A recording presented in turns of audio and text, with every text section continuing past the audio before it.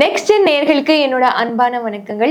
இன்னைக்கு நம்ம சேனல்ல குரு பயிற்சி குறித்து தான் பார்க்க போறோம். அதை நம்ம கூட ஷேர் பண்ணிக்கிறதுக்காக ஜோதிடர் பாலசித்தர் பாலஜனா அவர்கள் இணைஞ்சிருக்காங்க. வாங்க நிகழ்ச்சிக்குள்ள போகலாம். வணக்கம் சார். வணக்கம்மா. எப்படி சார் இருக்கீங்க? ரொம்ப சிறப்பா இருக்குமா. Okay sir. சார், மிதுன ராசிக்காரர்களுக்கான குரு பயிற்சி பத்தி பேச போறோம். அவங்களோட கிரக நிலைகள் எப்படி சார் இருக்கு தெரிஞ்சுக்கலாமா? இப்போ மிதுனம் அப்படின்னாலே அவங்க பொதுவாக எந்தெந்த துறையில் சாதிப்பாங்க அப்படின்னா அவங்க பொதுவாக இயல்பாக பேச்சாற்றல் திறமையாக இருக்கும்.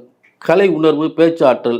அப்போ சினிமா துறையாக இருந்தாலும் சரி, அரசாங்கமாக இருந்தாலும் சரி, அதெல்லாம் அரசாங்கத்தில் மிகப்பெரிய தலைமை பொறுப்பு, புதிய ஒரு நிர்வாக பொறுப்பு, புதிய பேர் புகழ் எல்லாம் கிடைக்கக்கூடிய ஒரு சிறந்த குரு பயிற்சியாக இந்த குரு பயிற்சி அவங்களுக்கு அமைய போகிறது. அதில் மாற்று கருத்தே இல்லை. ஏன்னு கேட்டிங்கன்னா, 2ஆம் இடம் வாக்குஸ்தானம். இப்ப மிதுனத்திற்கு 7-10 அதாவது ஒரு மனிதன் உலக வாழ்க்கையில வெற்றி அடையணும் அப்படின்னா, ஒரு குடும்பமா கணவன் மனைவி வாழ்க்கையா இருந்தாலும் சரி, அவர் உத்தியோகத்துல இருந்தாலும் சரி, வியாபாரத்துல இருந்தாலும் சரி, இந்த 2 இடங்கள் முக்கியமா 7ஆம் இடமும் சரியா இருக்கணும், 10ஆம் இடமும் சரியா இருக்கணும். 7ஆம் இடம் போச்சுன்னா 10ஆம் இடம் என்னதான் இருந்தாலும் 7ஆம் இடம் போச்சுன்னா ஒண்ணுமே செய்ய முடியாது. அப்ப 2மே உங்களுக்கு வலிமை அடைந்து 2ஆம் இடத்துல குடும்பஸ்தானத்துல குரு உச்சமாகிறார். இந்த 2 இடத்துக்குரியவர் 7-10 குரு பகவான் 2ஆம் இடம் குடும்பம், தனம், வாக்கு, கல்வி, வருமானம் இப்படின்னு சொல்லக்கூடிய அனைத்து யோகங்களையும் தரக்கூடிய இடத்துல 2ஆம் இடத்துல உச்சம் பெறுறார். அப்ப சாதாரண ஒரு பயிற்சி கிடையாது இந்த குரு பயிற்சி. அப்ப மிதுனத்திலிருந்து இந்த 2ஆம் இடம் என்று சொல்லக்கூடிய தன் ஸ்தானத்திற்கு தனஸ்தானம் அப்படி ஒன்று இருக்கு. அப்ப அதை விட இன்னொரு முக்கியமான ஸ்தானம் இந்த பணவர ஸ்தானம் சொல்லி சொன்னேன் நான். இந்த பணவர ஸ்தானம்ன்றது 2, 5, 8, 11. அப்ப முதல்ல வரக்கூடியது 2ஆம் இடம். அப்ப இத்தனை இடங்கள் சிறப்பு பெற்று குரு அந்த இடத்துல 2ஆம் இடத்துல இருந்தாலும், வாக்கு, கல்வி, வருமானம் இப்படி இருந்தாலும், பணவர ஸ்தானம் அப்படின்னா பணத்திலும் பதவியிலும் வருமானத்திலும் மிக சிறந்த உயர்ந்த இடத்திற்கு போகக்கூடியவர்கள், புகழ் அடையக்கூடியவர்கள் மிதுன ராசிக்காரர்கள். ஆக உலகை மிரட்டக்கூடிய மிதுன ராசிக்காரர்கள்ல இவரும் ஒன்று. ஏன்னா இவங்கெல்லாம் அரசியல்ல பேசுனாங்கன்னா ரொம்ப பிரம்மாண்டமா பேசுவாங்க. பதவியில் இருந்தாங்கன்னா அவங்க மிடுக்கள், அவங்க பேச்சு திறமை, ஒரு ஆளுமை, ஒரு நிர்வாகம், அவங்க அப்படி நடந்து அந்த ஒரு இடத்த நிர்வாகம் பண்ணும்போது, ஒரு தலைமை பொறுப்பு ஏற்று ஒரு காரியத்தை செய்யும்போது அக்கம் பக்கத்தில் இருக்க கிட்ட பேச பயப்படுவாங்க, கொஞ்சம் அச்சப்படுவாங்க. அந்த அளவுக்கு ஒரு ஆளுமை திறமை இருக்கும். ஏன்னா அவங்களுக்கு 10ஆம் இடம் குருவா வந்துருது. 7ஆம் இடம் குரு. 7ஆம் இடம் போச்சுன்னா அரசியல் போச்சு. அரசியல் ஒண்ணுமே பண்ண முடியாது, அரசியலை சாதிக்க முடியாது, குடும்பத்தில் நிம்மதி இருக்காது.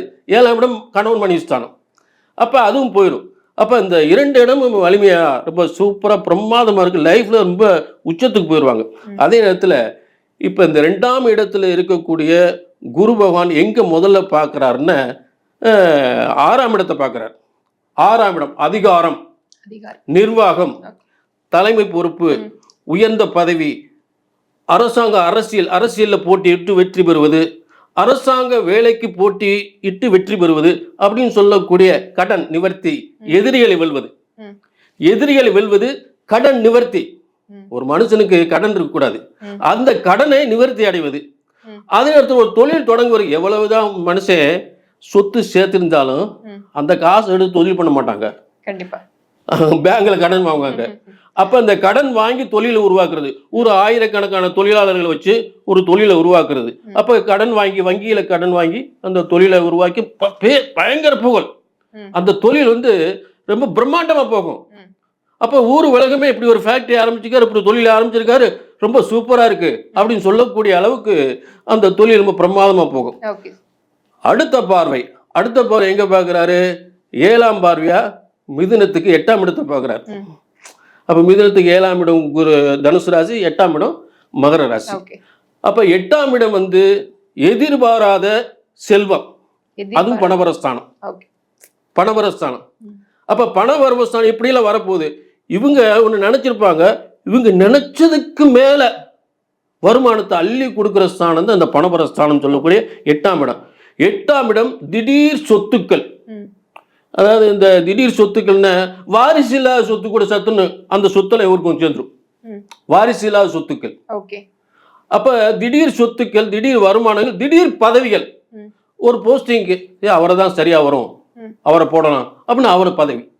புரிஞ்சுட்டீங்களா? அப்ப அடுத்து 10ஆம் இடம் 10ஆம் இடம் தசம தொழில் ஸ்தானம், ஜீவனஸ்தானம். ஓகே. அப்ப நல்ல வியாபாரம், நல்ல தொழில், நல்ல வருமானம், நல்ல முன்னேற்றம், காசு, பணம், பேர், புகழ், பதவி, அந்தஸ்து, கௌரவம் எல்லாம் தரக்கூடிய ஒரு தசமஸ்தானமாக, வெற்றி ஸ்தானமாக, அபார வெற்றியை தரக்கூடிய சூப்பர் லைஃபை உருவாக்கக்கூடியது மிதுன ராசி. Okay sir. இவங்க எந்த மாதிரி விஷயங்கள கவனமா இருக்கணும்னு சொல்லிடுறீங்க? இப்போ இந்த இவங்க வந்து திடீர் ஒரு சொத்து வாங்குவாங்க, வாடகை வருமானம். ஓகே.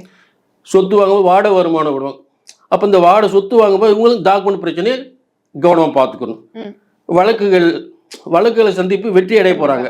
அப்போ அந்த வழக்குகளில் இருக்கக்கூடிய டாக்குமெண்ட்டை கவனமாக இருக்கணும். உடல் ஆரோக்கிய அதாவது 6ஆம் இடம் உடல் ஆரோக்கியத்தை சரி செய்யுமே தவிர உடலில் பாதிப்பு கொடுக்காது, நோய் நொடி கொடுக்காது. ஏன்னா டாக்குமெண்ட் விஷயத்தில் கொஞ்சம் கவனமாக இருக்கணும். ஓகே. அவ்வளோ.